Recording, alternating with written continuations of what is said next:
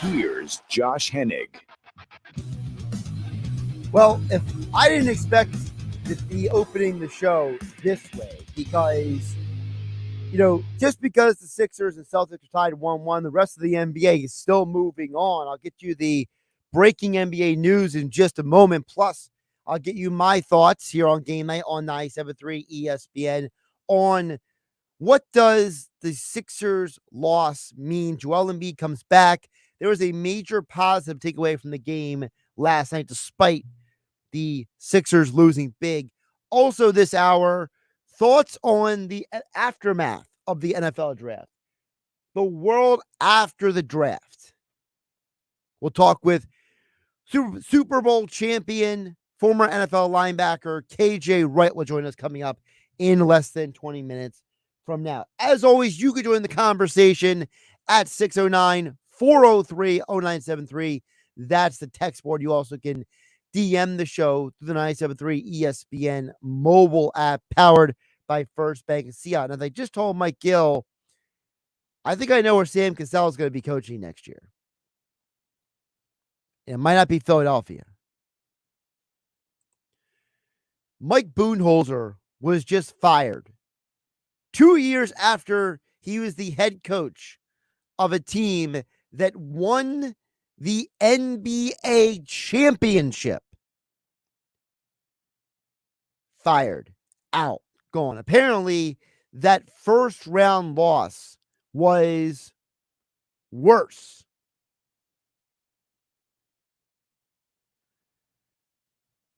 than we previously thought. I got to tell you guys, I'm trying to figure out exactly what this means for the rest of the league, because a guy like Budenholzer, he gets fired. A guy like Nick Nurse is no longer coaching in Toronto. Those are two head coaches who have won championships in recent years. And they're both without a job. It just has to make you wonder, what exactly are we doing in the NBA? Because NBA coaching is starting to feel like hockey coaching, right? These coaches get fired and hired and recycled in and out and all over the place. I mean, you look at the teams that are currently in the NBA right now. Eric Spoelstra, he's never getting fired. He's got job security in Miami as long as Pat Riley is running that team. Joe Mazzulla's in his first year with Boston. Right now, they're tied 1-1 with a guy in Doc Rivers who has led the Magic, the Sixers, the Celtics, and the Clippers all to postseason appearances and has won an NBA championship and almost won a second about a decade ago. Tom Thibodeau, he's on his third job in the NBA. You look at the Western Conference. Malone out in Denver. I mean, he's obviously a guy that people feel like is getting the most out of that roster, but for how long, I'm not 100% sure about that. I mean, Steve Kerr's got job security in Golden State as long as Bob Myers is there, and the team ownership is the same, so we all know that. Darvin Ham, I mean, no one really knows what to think of him with the Lakers. The Lakers won a championship with Frank Vogel, and they got rid of him because the theory was that Vogel kind of lost, the ear of the locker room. I don't know how true that is or not, but for right now, Ham has got the Lakers on the doorstep of getting to a Western Conference Finals. And then the Suns got Monty Williams, who was the guy who lost to Mike Budenholzer a few years ago. So it just has to make you wonder, what is going to happen this offseason with the coaching positions. Toronto and Milwaukee are both open, both talented teams. Does Sam Cassell become the next Milwaukee Bucks coach? Because if the 76ers get to the Eastern Conference Finals, if the 76ers get there, well, there's no place for Sam Cassell to be here, so he has to go somewhere else. So keep an eye on that as we progress through the offseason. All right, Sixers lost last night, and I chalk last night up to Boston made 23-pointers and you didn't. And that's very simplistic, but last night was not the Sixers getting exposed. It wasn't Boston finding themselves. Last night was Joel Embiid came back. The Sixers offense looked a little out of sorts. And Boston couldn't miss, it felt like at times. And I asked the question yesterday, and I'll follow it up and I'll answer it today. If Boston shoots great again for a quarter or a half, what do the Sixers do? Well, we found out last night. The answer is they're not going to be able to keep up if they're not making shots too. I think that moving forward, it's very obvious that the Sixers have to do a better job at defending the perimeter. If you have Joel Embiid back there, if you trust Joel Embiid, the league MVP, to defend the rim, stop worrying about guys driving the ball. In fact, I would almost tell the guys on this team, be a matador out there. If a guy is shooting a three, get it in his face. If he blows by you, who cares? Because obviously, you spent too much time being disorganized on Wednesday night. Look, the Sixers are not as bad as they played last night. And the big positive had to do with Joel Embiid. Mark Jackson from NBC Sports Philadelphia told Mike Gill earlier this on the Sports Bash here on 97.3 ESPN. I love the fact that Embiid was out there. I know he was going to be rusty. We knew he was going to be behind the eight ball. But I love the fact that he was out there because the quicker we can get him out there, the quicker we get him over that rust. And in a 7-game series, we need him versus this Boston Celtics team who's been playing tremendous basketball. So the quicker we got Joel out there, I was happy with it. I know he's going to be rusty, but you know what? I'll deal with it. Last night was exactly what Embiid needed. Just go out there, give me about 27 minutes, run up and down the court. You show yourself and everyone else that the knee is fine. You prove in real time that the knee didn't buckle. There was one point when he adjusted his knee brace, but that was it. It wasn't like he was struggling to do what he usually does. Shaquille O'Neal mentioned this on the TNT broadcast. He said, were there times Embiid missed shots? Yes, that's to be expected for a guy who hasn't played in 2 weeks. But Shaq said it himself. Embiid was the MVP guy on the court. He's just knocking off the rust. And Mark Jackson said it. You should be happy that Embiid was out there because he got the ugly, rusty game out of his system. Now he can go through the rest of the series and have the opportunity to be the catalyst that helps you win this series. Mike Gill brought this up earlier in the day, and we double-checked and looked it up. The aforementioned Milwaukee Bucks, who won an NBA championship with Mike Budenholzer, they lost by 39 points in Game 2 versus that Nets team that had Durant and Harden and Kyrie, that team that couldn't stay healthy. The Bucks went home after Game 2, went on to win the next 2 games. It has to make you think. Are the 76ers set up for a big weekend? Friday night, Sunday afternoon. You have an opportunity to, as Tyrese Maxey said, defend your house. You have a perfect opportunity to say, hey, we're not going to let Boston go bombs away on us again this series. James Harden played horribly shooting-wise on Wednesday night, but the positive is that he didn't completely implode. For as much as I have joked that, hey, James Harden didn't play good on Wednesday, I hope he goes to Atlantic City today and works out all of his issues. On a more serious note, and I mean that a bit sarcastically, I thought Harden showed me something big on Wednesday night. Harden had 0 turnovers. Now, I hear you guys out there. You're saying, look, you can't go over 6 from 3. You can't only have 4 assists. I get all that. And I hear you. But Harden showed you that just because he's not making his threes and just because he's not having an elite game as a distributor doesn't mean that he also has to simultaneously be a guy who turns the ball over. In fact, the Sixers only had 11 turnovers. Harden didn't have one. I thought that was a big deal for him in the Sixers because the starting lineup combined, Tucker, Harris, Embiid, Maxey, Harden. The starting lineup, all five of those guys combined for 5 turnovers. That's a big deal to me because it showed you that this team is capable of playing a clean basketball game. They're capable of not being sloppy. So if they're capable of having a clean game and not being sloppy, then that means there's still hope for this team. This team is not DOA. They are not done in this series.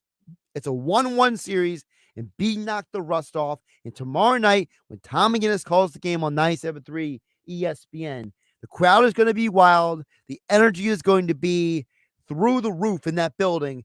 And I'm telling you right now, unless something insane happens, the Sixers are going to have an incredible game tomorrow. They're going to play way better than Wednesday night. And when you hear the game here on 97.3 ESPN tomorrow night, you are going to hear Tom McGinnis calling a game in which the Sixers are incredibly competitive. I think they win the game tomorrow night. I told you guys last week, I'll repeat it again here. I told you on game night here on 97.3 ESPN. I told you in the locker room with Billy Schwein. I think the Sixers win in 7 games. And if this series plays out the way I think it's going to play out, I think the Sixers win tomorrow night because they will be the next adjustment. The question is, how they win tomorrow night will determine if Boston can make the appropriate adjustment for Sunday or not. As always, the text board is open at 609-403-0973. You can DM the show through the 973 ESPN mobile app powered by First Bank of Seattle. Still to come, we'll talk with former NFL linebacker, Super Bowl champion with the Seattle Seahawks, KJ Wright. He'll give us his thoughts on the aftermath in the NFL from the NFL draft. And a little move was made by the Eagles today that's very fascinating. If you didn't see over on the 973 ESPN mobile app or 973ESPN.com, the Eagles made a very under-the-radar addition today. Aside from signing Jalen Carter, making him the first rookie to sign a contract, which means you got him under contract. He has to be in the building now. Another one of those little moves to make sure that a guy with maturity issues is being handled properly. They signed tight end Dan Arnold. Now, to some of you're like, who on earth is Dan Arnold? Well, Dan Arnold was a guy who was having a pretty good couple of years until he got injured. Another guy that you are buying low on with a potential high reward for this Eagles team. He was having a really good year in 2021, and then he got injured.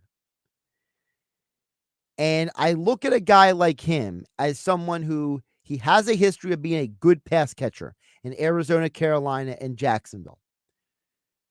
You have to think that now you're asking him to be the number 2 tight end behind Dallas Goedert. And now you look at the tight end depth of this team. It's actually pretty darn good.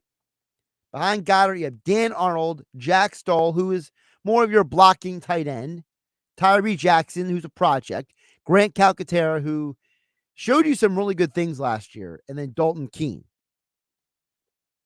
I wouldn't be surprised if your 3 tight ends going the next season are Goddard, Arnold, and Stoll, and Calcaterra ends up on the practice squad, because I think Arnold can be a really good complement to Goddard. You could run the 2 tight end formation like you did with Calcaterra at times and make teams make decisions. Arnold is going to be a really good pickup. He's a very underrated pass catcher, and it's another example of Howie Roseman and the Eagles taking a guy and saying, hey, we're going to get this guy at basically a discount like Rashad Penny and say, listen, if he plays well, great. If he doesn't play well, no harm, no foul. We'll talk more NFL coming up next with KJ Wright, former linebacker for the Seattle Seahawks here, get his perspective on the NFL after the draft. I'm Josh Hennig hanging out with you on a Thursday night on 97.3 ESPN. It's Sixers Celtics Game 3 tomorrow on 97.3 ESPN with the voice of the 76ers, Tom McGinnis, calling all the exciting play-by-play action. It's good. Harden delivers again. Another three. It's Sixers playoff basketball on your radio home of the Sixers in South Jersey, 97.3 ESPN, your play-by-play home for Sixers playoff basketball. Oh, yeah. Coverage begins at 7:30. Discover credit cards automatically double all the cash back you earn at the end of your first year, which means, wait, hold up. Question for the audio engineer. Go ahead. Did I read that right? Discover automatically doubles all your cash back? Yeah, that's what the script says. So if I get a Discover card right now, I can earn twice the cash back. Apparently. Wait! Unlimited first-year cash back match. Only from Discover. See terms and learn more at discover.com/match. In business, everything your employees do impacts your brand, including what they wear. Cintas has high-performance workplace apparel for almost every job imaginable. From work shirts and pants, to polos and khakis, to Oxfords or T-shirts, these clothes move, breathe, and look great. Your team gets the styles they like, you convey the image you want. And Cintas service includes weekly laundry and delivery. To learn more, visit Cintas.com. Oh, I'm ready! And get ready for the workday. Are you getting hit hard by low trade offers? Ouch. That was a blindside. That's a personal foul. Don't get blindsided by low trade offers. Bring any trade to Matt Platt Kia. Just because you don't see your new Kia on the lot doesn't mean you can't be driving it home tomorrow. Select from hundreds of new and certified Kias. It's gotta be a Matt Black Kia. Matt Platt Kia, 6211 Black Horse Pike, Egg Harbor Township, and now on Route 37 in Toms River. By texting 64,000, you agree to receive recurring automated marketing messages from Eucora. Message and data rates may apply. No purchase required. TNC and privacy policy found at eucora.com/TNC. I've always gotten UTIs. Cranberry products never worked for me, and I felt like I was out of options. I'm Jenna. My experience inspired me to start Eucora. Just mix a packet of Eucora with water and drink it to flush your urinary tract. Get your life back with Eucora. Get 30% off Eucora when you text HEALTH to 64,000. To get 30% off, text HEALTH to 64000. Why would someone looking for a mortgage at the Jersey Shore take a loan from a company in Detroit or North Carolina or some other far-off place? Online mortgages promise a lot, but don't always deliver. First Bank of Sea Isle City knows the Jersey Shore. We are local lenders. We use local appraisers and provide in-house processing. We understand the unique in Cape May County. Don't take a chance. Local banking is better. Let us guide you. First Bank of Sea Isle City. Member FDIC, equal housing lender. You're listening to Game Night with Josh Hennig on 97.3 ESPN and the free mobile app. Let's get more into the aftermath of the NFL draft. Obviously, Eagles rookie camp is tomorrow, and Jalen Carter was the first rookie to sign of all the first-round picks. Champion, the linebacker for the Seattle Seahawks. KJ Wright is back, and he joins us here on the Power Hour, known as Game Night on 97.3 ESPN. KJ, back to the show. How you doing, my man? Doing well. How's it going? Doing pretty good. So before we get into the particulars of the different guys and everything, I want you to share with the audience your experience going through the draft process. And I always love hearing former players, their experience going from, hey, I played in college, then I went through the combine, and now I'm getting to a team. What was all that like for you? Yes, for me, I honestly, in my heart of hearts, thought I was going to be a day two guy. Like, second and third round, I had a phenomenal college career, a lot of tackles, made a lot of plays. And even the team on draft day, they called me, the New Orleans Saints and the Chicago Bears, actually called my phone in the third round. They said, hey, Taylor, we're about to pick in a few spots. If you're up, we're going to call your phone and draft you. I watched the TV screen, and they both take linebackers, and I'm like, what the heck just happened? So for me, it was an absolute nightmare. But when I finally got my phone rang. The Seattle Seahawks called me while I was at graduation in Mississippi State. So I couldn't quite celebrate the way I wanted to after Whisper, John Cena and Stephen. And you guys forgetting me, but I can't scream for joy right now because I'm about to walk off the stage. So it all worked out. 11 years later, had a decent career. And the rest is history. Well, I think you have more than a decent career. I mean, getting a chance to win a Super Bowl championship and playing for as long as you did is nothing to sneeze at. I want to ask you, we mentioned about Jalen Carter. He was the first guy to sign today with the Eagles. Give us your perspective on a guy like Carter. If it wasn't for some of the off the field issues, it's not like he didn't do anything. Like, he didn't commit a felony. He wasn't. He's not a predator. He didn't do anything like that. Micah Parsons was even upset that the Eagles got this guy. So, what is your perspective on a guy like Carter landing with the Eagles?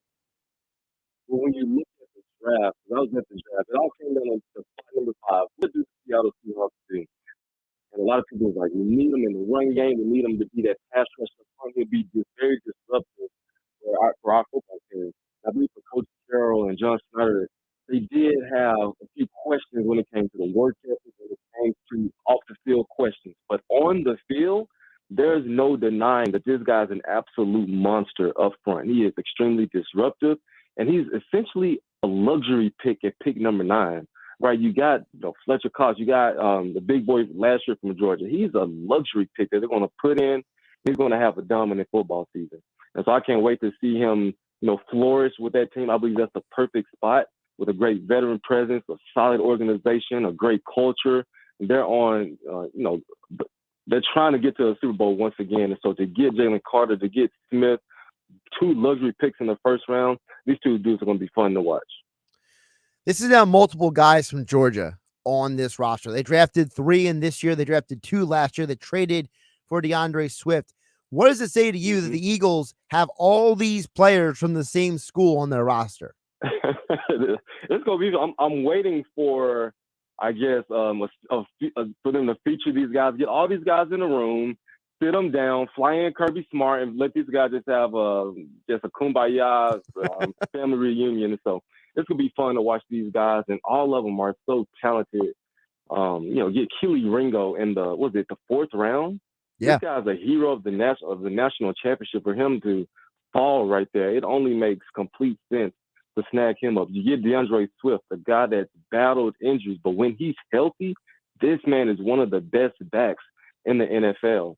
And so I cannot wait to see these guys. And Kobe Dean, he had quiet last year, didn't quite play the way that a lot of people expected.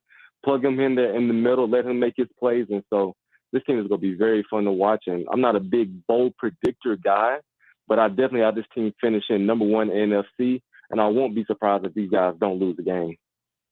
We're talking with KJ Wright, Super Bowl champion with the Seattle Seahawks, joining us here, talking NFL here on Game Night on 97.3 ESPN at KJ_Wright34 on Twitter. Speaking of your team, the Seahawks, talk to me about these picks. I feel like a guy like Witherspoon, I just feel like he's a perfect fit for a guy like Pete Carroll. Am I wrong? Yeah. Oh, you're 100% spot on. Coach Carroll is a DB coach. Coach Carroll loves DBs. And what he created in our generation with Richard Sherman, with Brian Maxwell, Brandon Browner, he knows what he's doing when it comes to coaching that position and bringing out the best in these guys. And so if you pair him with Tariq Woolen, who I thought was Defensive Rookie of the Year, Quandre Diggs on the back end, who's going to direct all the traffic. He's going to tell Witherspoon what's coming before the ball is snapped. And then you have Jamal Adams, who's going to do his thing. And so for a big, tall, rangy, physical corner, a guy that wants to shut down his side of the football field, he's going to be very, very fun to watch this year. What did you think overall of the Seahawks draft? Because I'm curious to hear what you have to say, because I'm looking at that West and everyone keeps talking about the 49ers, but I got to tell you, I don't see the Cardinals or the Rams really coming right now for Seattle. I think that it's going to be Seattle and San Francisco this upcoming season. Right now, we're still in second place in this division. I look at San Francisco 49ers, and if it's not for Brock Purdy, who knows what happens with this football team if he didn't get hurt in that football game. And so with the Niners defense, they're still number 1 in my mind. When you talk about the best defense in the NFL, it belongs to the San Francisco 49ers. They have Debo Samuel. They have Brandon Ayuk, Christian McCaffrey. Those guys are very, very good. But I do believe that if we find a way to do better against the run game, we was 30th in stopping the run last year. If we can get back to the drawing board, change up our scheme a little bit, and find a way to end up in the top 15, at least when it comes to stopping the run, I do believe we're going to give the Niners a run for their money. And so I'm very excited to see our game plan going into the offseason, going into training camp, to improve it in that area. If we could stop the run this year, we're going to make some serious noise. Couple more for Super Bowl champion KJ Wright here on Game Night on 97.3 ESPN. Another team that had 2 first-round picks in the draft was the team that traded back up to get it. That was the Houston Texans. I'm amazed they walked out of there with 2 of the top 4 prospects in this draft. I personally love Stroud. I love his character and him as just how he carries himself. And that young man, Will Anderson, I think is going to be a stud for Houston. He's going to be dominant. And I was at the draft when they traded up to get this. The whole crowd just gasped for air, like, what are the Houston Texans about to do? And I was very intrigued. I was like, okay, they traded up, they got their guy, cool. What did they give up for him? And so when I saw a swap at first, when I saw a first next year, a second, a third, I was like, wow, that's a lot of picks for. I love Will Anderson, but you don't want to be there next year looking like, hey, we don't got our first round pick. And so I hope that he's very dominant. I hope that he proves that I can be the next Von Miller, the next Khalil Mack, this guy that can get you 12 plus sacks each and every year. Because if they do that, I'm really excited to see this Houston Texans organization just change before our eyes. They get a phenomenal head coach. You get your quarterback of the future. You get your guy on the defensive side of the football. Let's start changing this culture around and get back on track to the team that we can be. 2 quarterbacks, very different situations they're going to. Whose situation do you like better in this year's draft? Bryce Young going to the Panthers, CJ Stroud going to the Texans, or talk to me about Anthony Richardson going to the Colts. How do you feel about those 3 situations? Let me tell you guys, Anthony Richardson is going to be a problem this year. When a quarterback of his caliber comes on the scene, especially as a rookie, a guy that's super fast, a guy that's strong, a guy that can beat you in the pocket, outside of the pocket, he's going to give defenses a lot of problems this year. And what they're going to do with him is they're going to have so many special quarterback design runs that teams won't even be able to prepare for during the week because they're going to come on the scene on that game. And so for a guy of his caliber, a guy with those weapons that he has around him, with Jonathan Taylor, with Pittman, he is going to be, in my personal opinion, offensive rookie of the year. And so it's going to be hard to stop him early. I believe that the Bryce Young and the CJ Stroud would be better long-term, but coming on the scene as a rookie, Anthony Richardson is going to be one of the best. It's fascinating because Richardson, he's got Jalen Hurts' old offensive coordinator in Steichen. He's got Jalen Hurts' former backup quarterback in Gardner Minshew.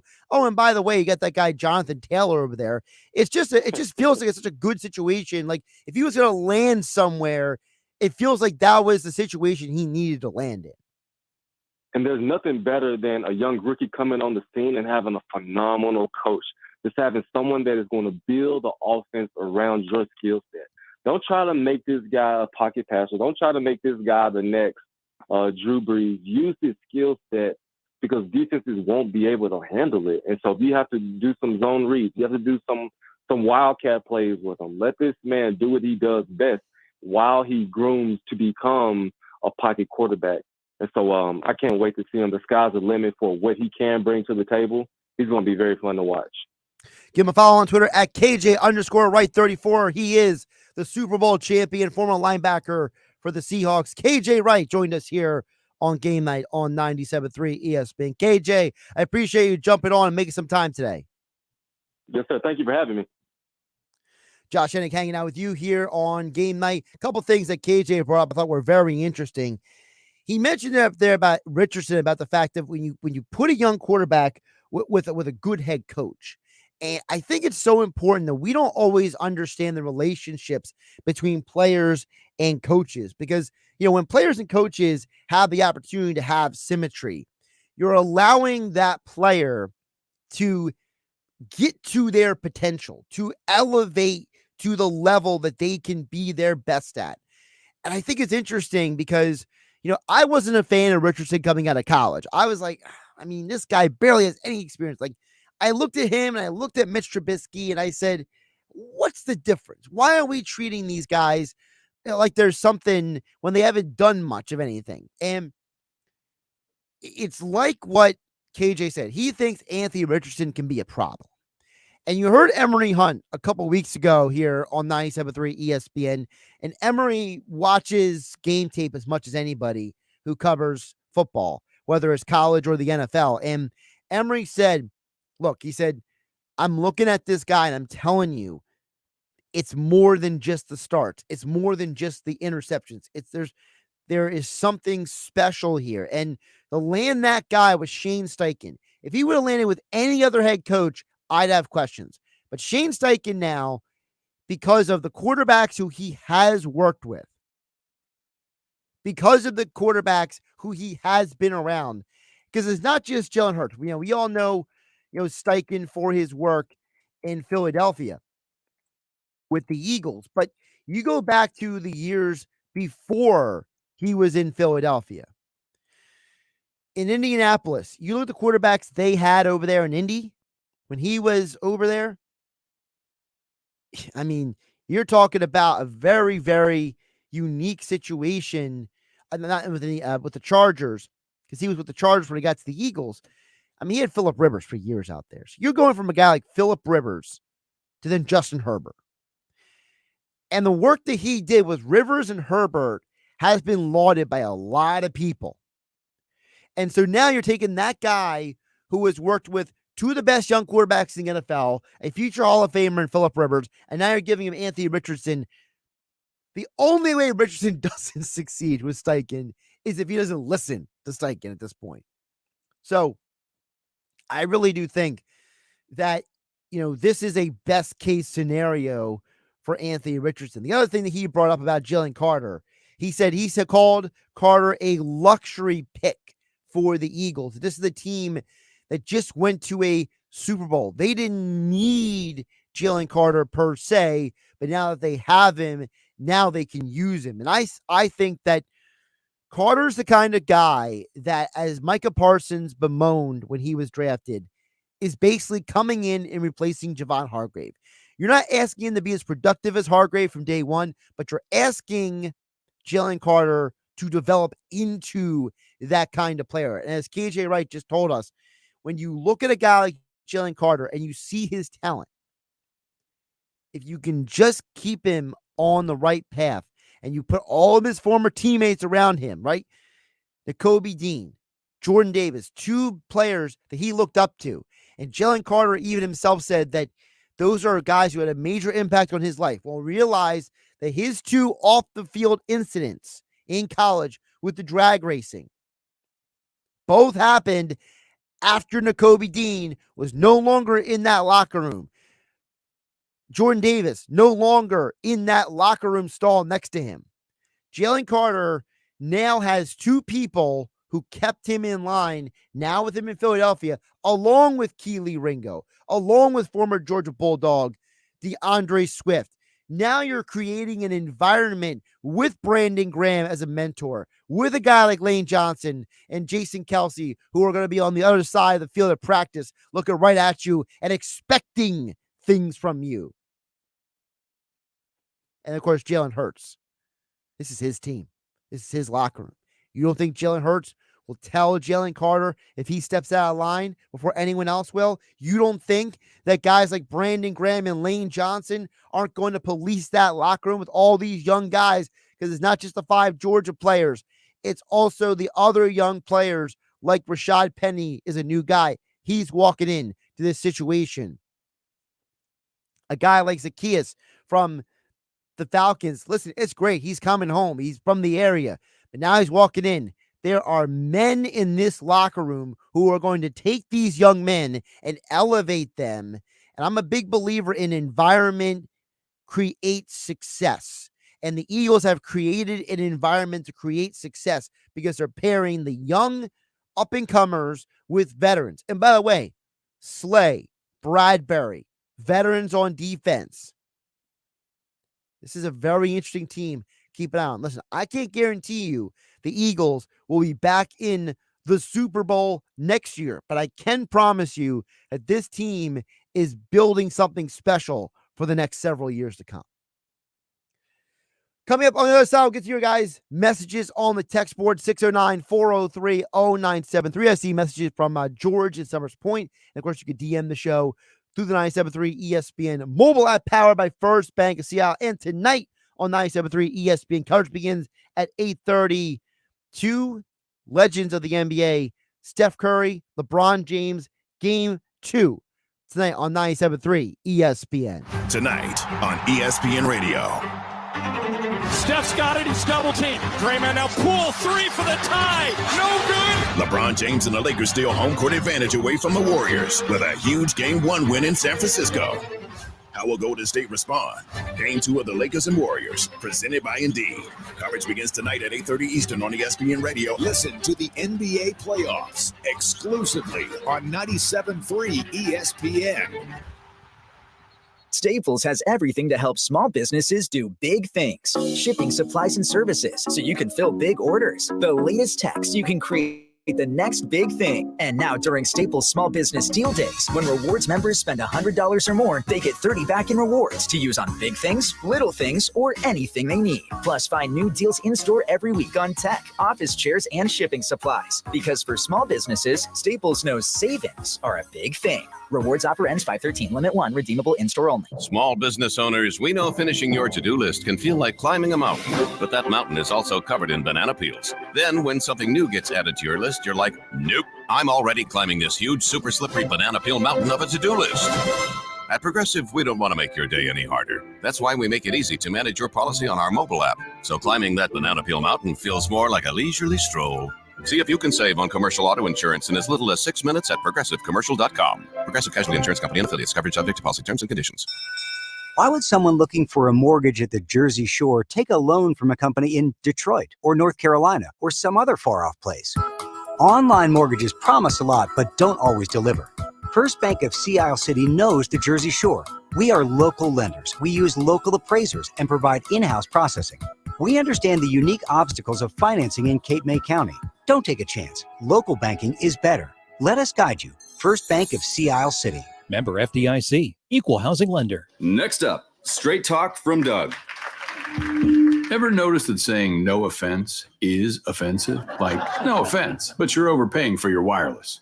See? Offensive. That's the Straight Talk talking. Get unlimited plans as low as $35 a month from Straight Talk on America's most reliable 5G network. Available at Walmart and Walmart.com.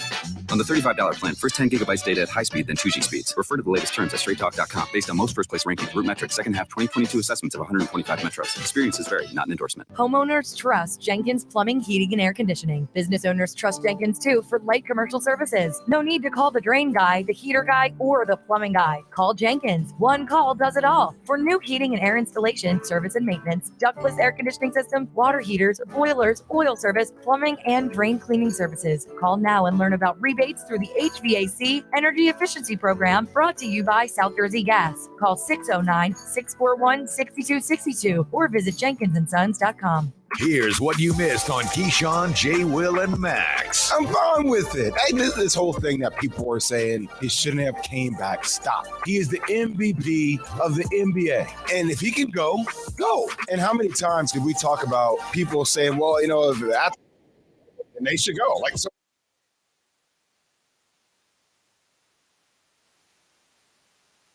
.3 ESPN and the 97.3 ESPN free mobile app. Now, more Game Night with Josh Hennig on 97.3 ESPN and the free mobile app. Don't forget Sixers game tomorrow night here on 97.3 ESPN. Last night was a little bit of a rough night for Philly sports. Phillies lose in the bottom of the ninth on a grand slam by Max Muncy that was really probably shouldn't have even happened. Got to that point, Phillies probably should have won that game. Sixers can't make it 3. Boston makes 20. No Phillies or Sixers tonight. You guys can go binge something. By the way,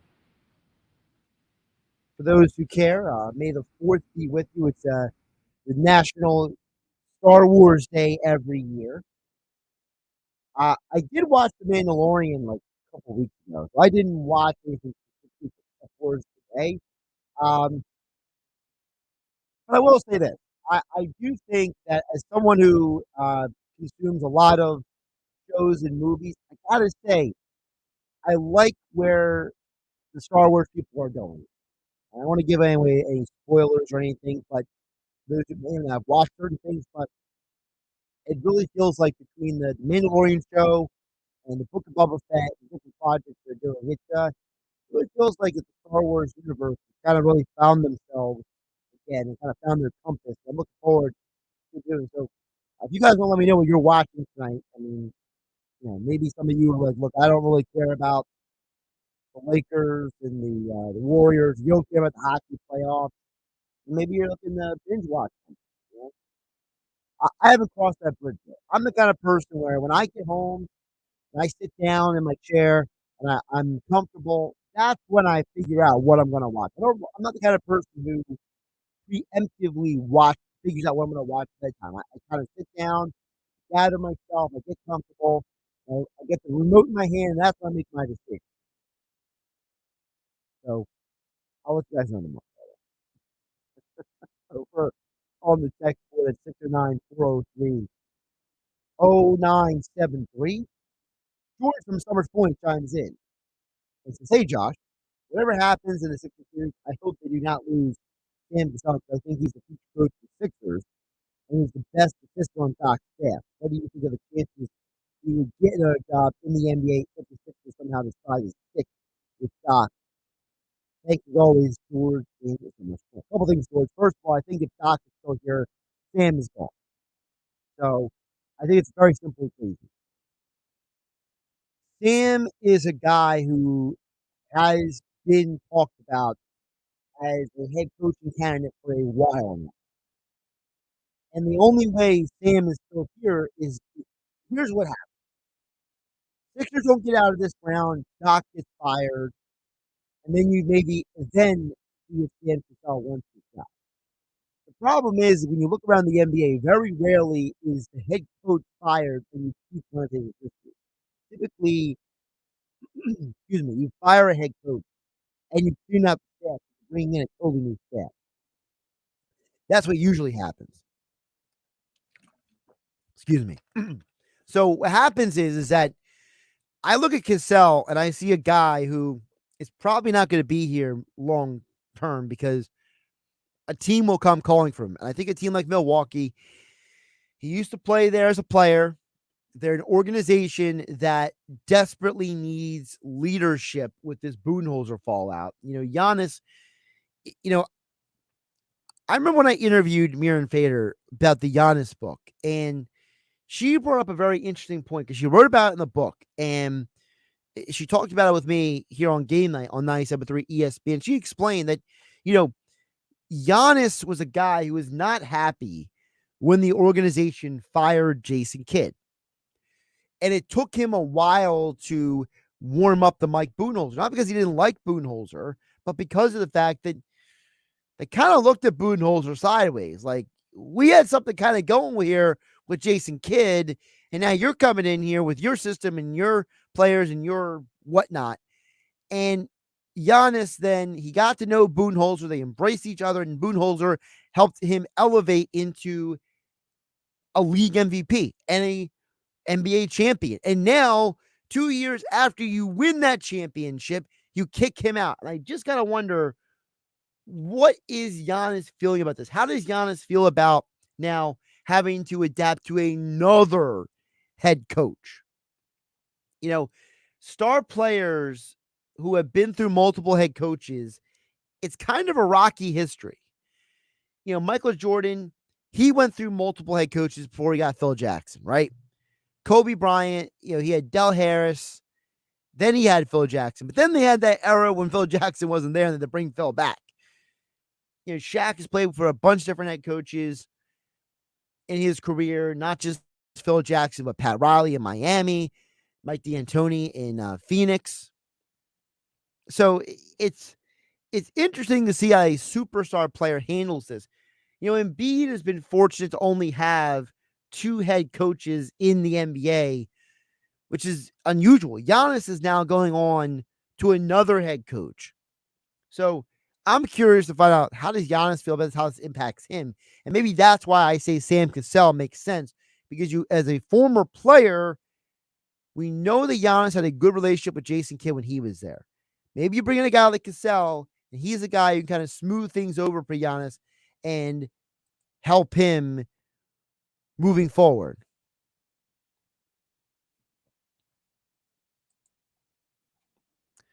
The other side of it is, if the Sixers stick with Doc, I think the only way that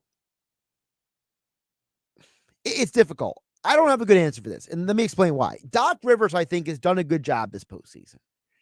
I think that Doc deserves a lot of credit for the way this team was able to handle the Nets and sweep them and winning game 1.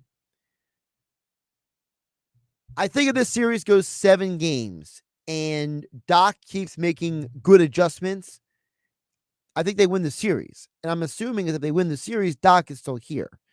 So, again, that's where I think Doc is going to be here and Sam's going to go elsewhere. Now, if Sam leaves, and as you say, George Summers' point, you look at Cassell as the best of the assistants, does Doc try to bring in somebody else to like fill that void?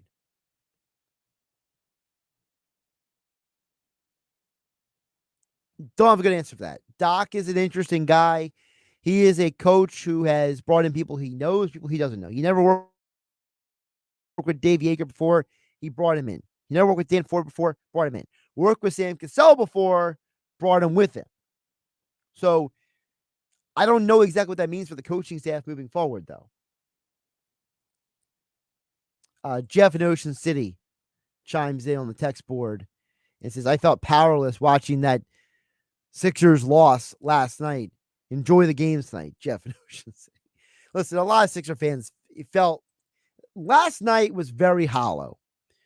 You know, when I rewatched the game late last night, all I kept thinking was, this Celtics team came out guns a-blazing, and the Sixers look a little lifeless. And this gets back to the question I've always had about who's the guy in the Sixers locker room who gets in guys' faces and tells people to pick it up. And if the Sixers have a flaw that I can point to that bothers me the most, it's that they don't have that guy in the locker room that I can point to and say, this guy is going to hold other people accountable. Like, people say it's Harden and PJ Tucker. I guess. I mean, Harden's a bit of an enigma to me. Harden's the kind of guy that, you know, you work with for years, but you didn't know different things about him until you hang out with him outside of work. You know what I mean? Harden feels like that kind of guy. He doesn't feel like the kind of guy that just goes around and starts picking up the locker room and yelling at guys or, you know, confronting guys. Like, we've heard stories of him telling Tyrese Maxey or Paul Reed, hey, I need you to do this. Hey, this is your moment. But I don't remember watching him on the bench really talking. Like, obviously this is not an apples to apples comparison, but Kobe would be on the bench, you know, talking to guys during a timeout or talking to guys who were on the bench with him. You know, he was the guy that during that second Lakers championship run where he would take Bynum aside, or he would be sitting next to Paul Gasol talking about things. I don't get that same vibe from Harden. So I don't know if Harden would be that guy. PJ Tucker, he's a you know, tough as nails guy, but he's not a guy that, you know, I can see policing the locker room necessarily. Tobias Harris basically is the only guy I could think of, and he's more of a morale guy than he is a policing guy. So my only concern with the Sixers is, you know, when a game like last night happens, when they don't have that guy who's going to start grabbing people, like a controversial guy like Draymond Green, or a fiery guy like Klay Thompson, or back when the Warriors won their first couple championships, and Andre Iguodala.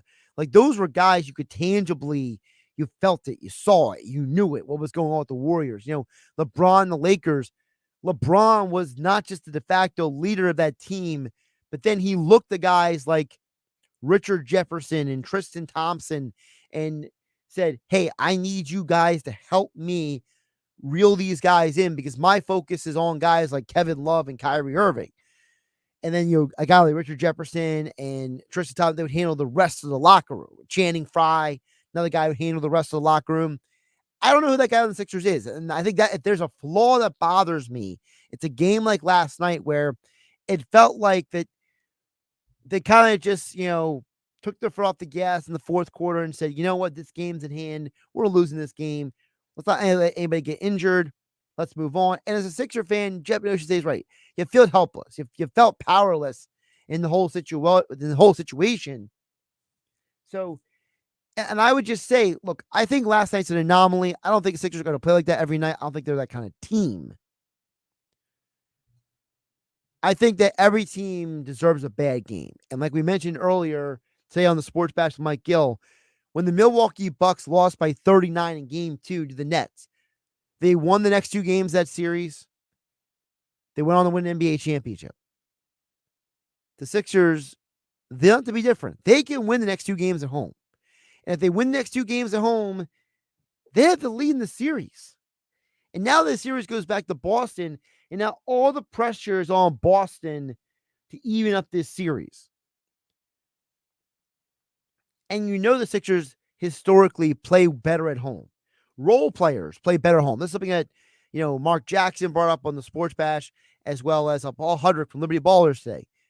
Role players play better at home. When role players are out there doing their thing, it's going to make life easier for Harden and Embiid and Maxey.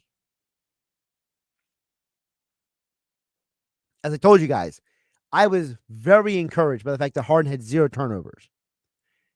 He only had 4 assists, though. He needs his teammates to make their shots when he's passing it to them, or it feels hollow. So, to me, I think that the Sixers, they can go out there and win tomorrow night. All right, let's wrapping up the show here. Before we get out of here, the Phillies have made a couple roster moves that are interesting that I wanted to touch on really quick. And that is, we got a little good news today. Nick Nelson, who has been rehabbing, he's been optioned to Reading. And it looks like that he's going to probably be another couple weeks out. And the reason why I bring this up is because I think there was a hope that when Nelson came back, you might be able to recalibrate the pitching staff. And it feels like we're going to keep having some duct tape here. It doesn't look like Ranger Suarez is any closer to coming back. Nelson is still another 2 weeks away, it looks like. So I think that the Phillies have to accept that the pitching staff that they have right now is probably going to be who they're working with for at least the next 2 weeks. And if that's the case, I think the Phillies got to get back to fundamentals. The fact that both Sosa and Castellanos had poor fielding plays in the outfield, the fact that Harper being the DH means that Schwarber can't be DH anytime soon. I think the Phillies got to get back to basics. They got to get back to just doing things simple and straightforward and not overthinking it because there's no more reinforcements coming. And by the way, Harper had a phenomenal game yesterday. He was on base with every at-bat. He walked, 2-3 times? He had base hits. He had doubles. He played phenomenal. So it just goes to show you that in baseball, one guy doesn't matter as much as we like to think. The only sport where one guy can change everything is basketball with a guy like LeBron in his prime, going to any team, making the contender, or in hockey, you get an elite goaltender, you have a chance to win. Baseball, Bryce Harper comes back, has an amazing game yesterday, Phillies lose the game. The team's got to get back to fundamentals. And of course, you got a 3-game series this weekend with the Boston Red Sox. Tomorrow night, by the way, don't forget, Sixers and Phillies playing at the same time, cross street from each other. That's going to be pandemonium. Philadelphia tomorrow, that's for sure. I'm Josh Hennig. This is Game Night. Catch you tomorrow. Here's what you missed on Keyshawn, J. Will, and Max. Joel Embiid.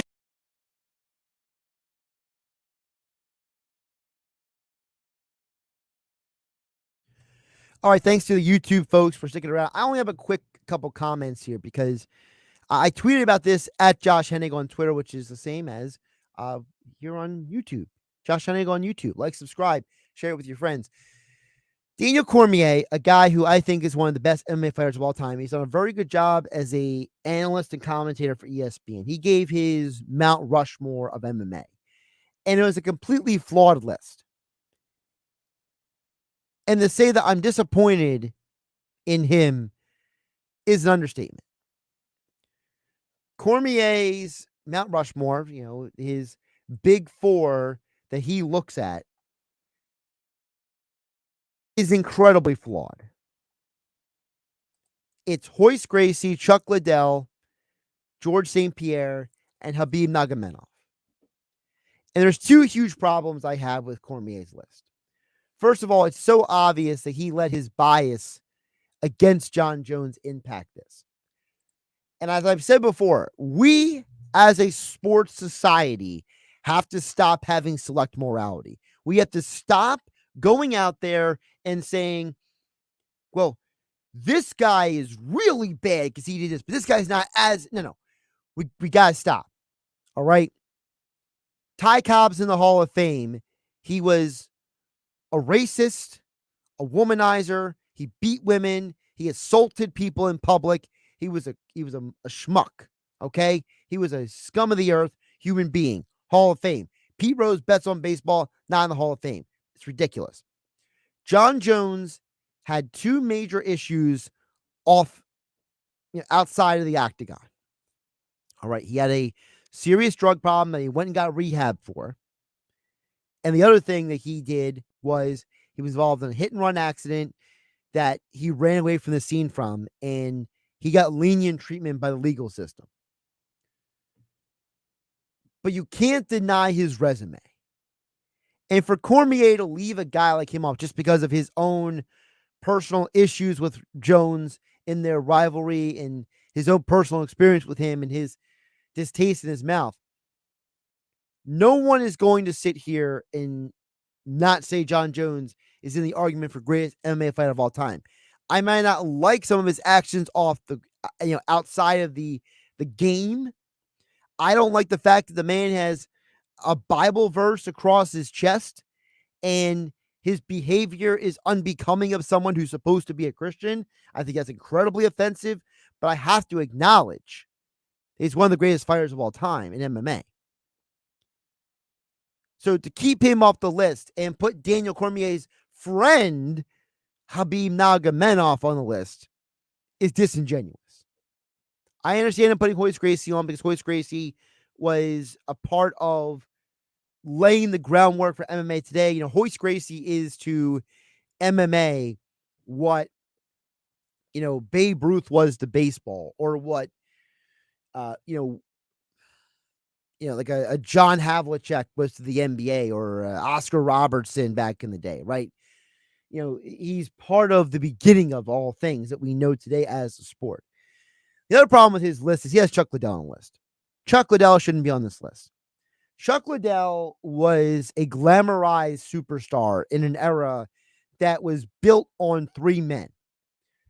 Chuck Liddell, people have tried to rewrite history and make it like Liddell was like the Michael Jordan of UFC at the time, which was completely false.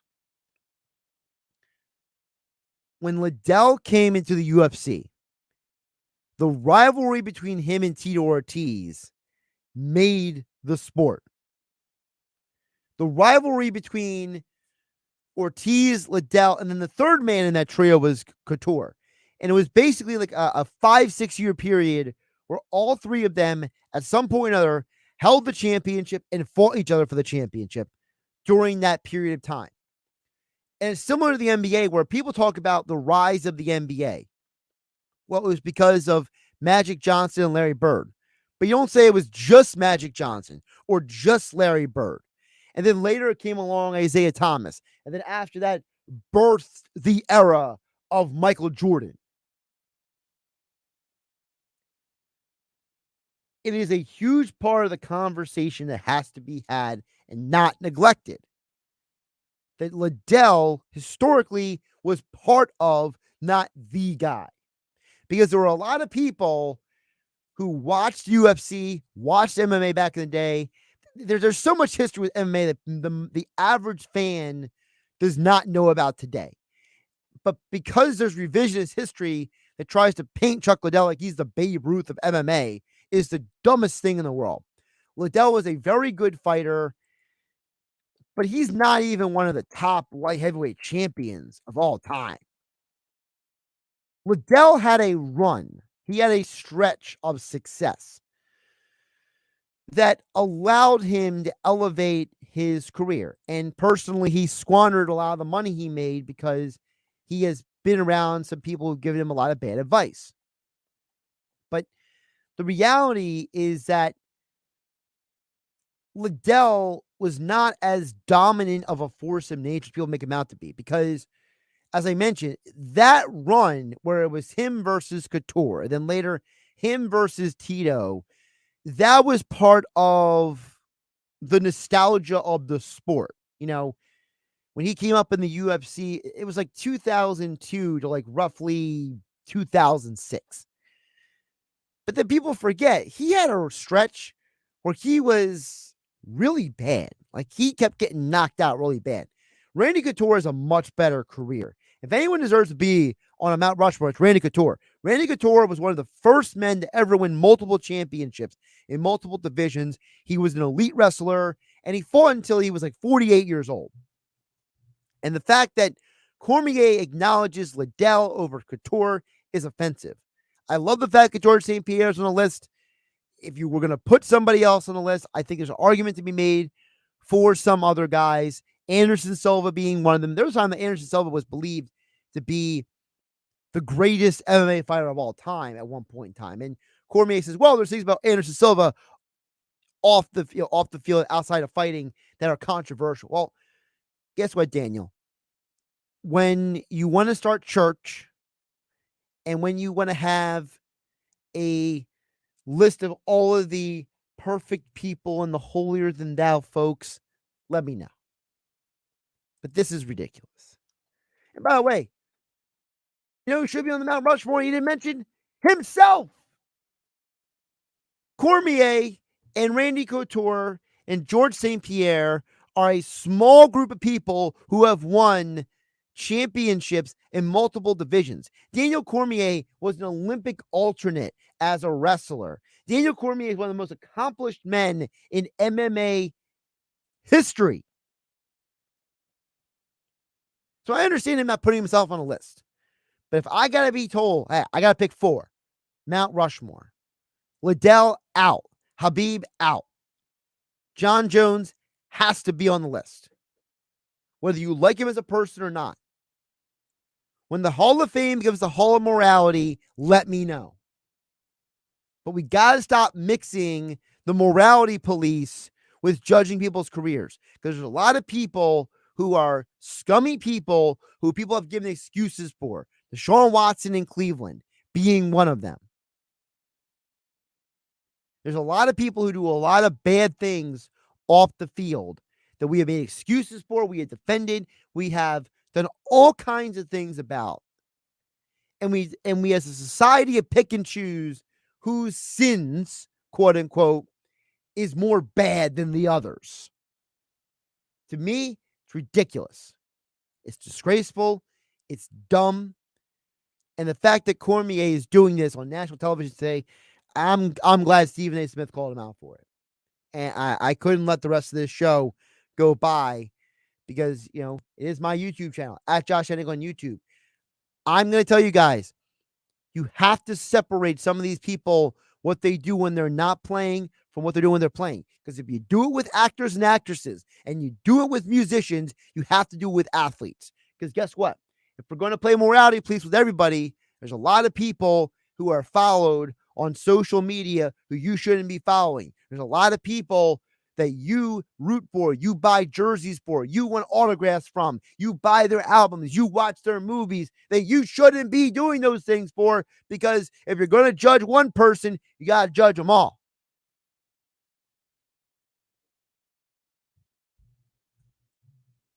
the Mount Rushmore of MMA should be, I agree with Royce Gracie, because he's the godfather of modern mixed martial arts. He's the first person that genuinely brought the idea that you don't have to throw a punch to win a fight into the mainstream.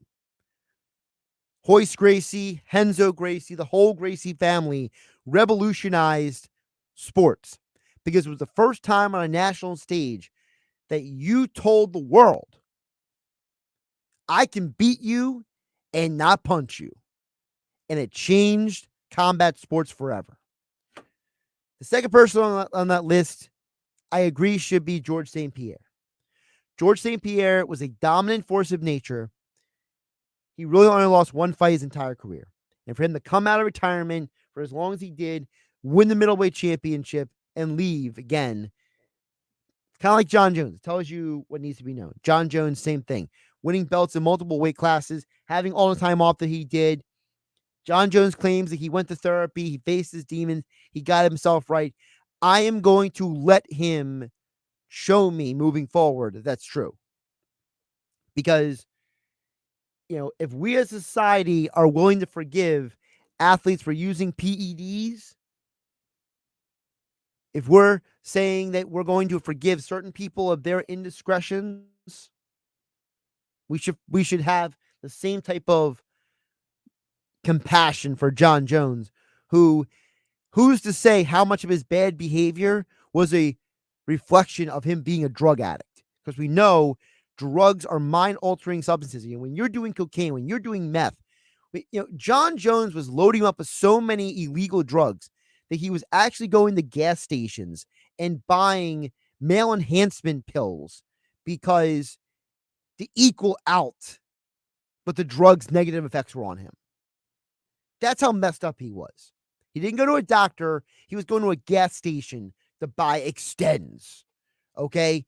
The dude was so messed up. So who am I to say that now that he's clean for years now that he says he's cleaned up his life, that maybe a lot of that bad behavior wasn't a direct reflection of him being a drug addict?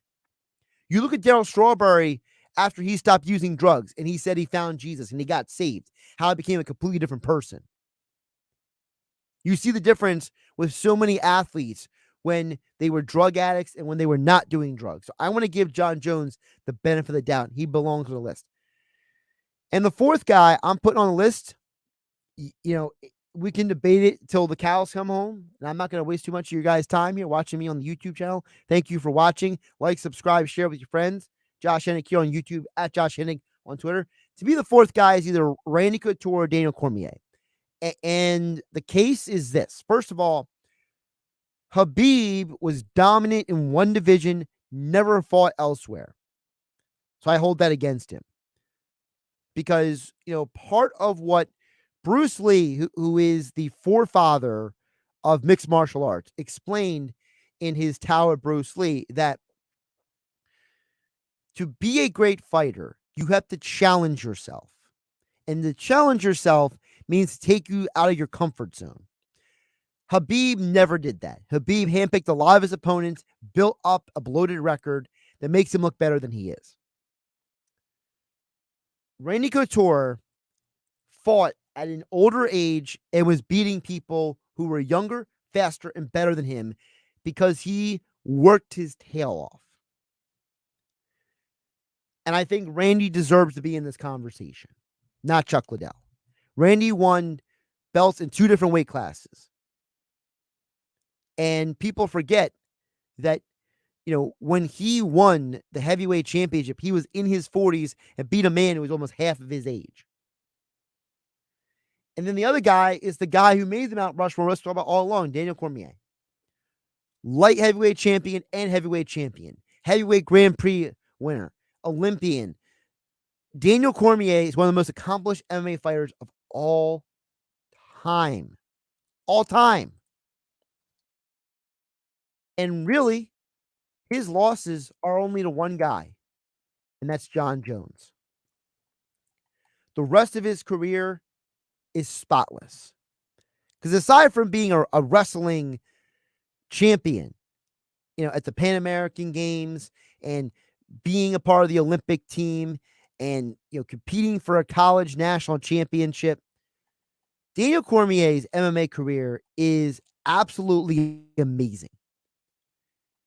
And he literally is only lost to two fighters who are among the best all time, John Jones and Stipe Miocic.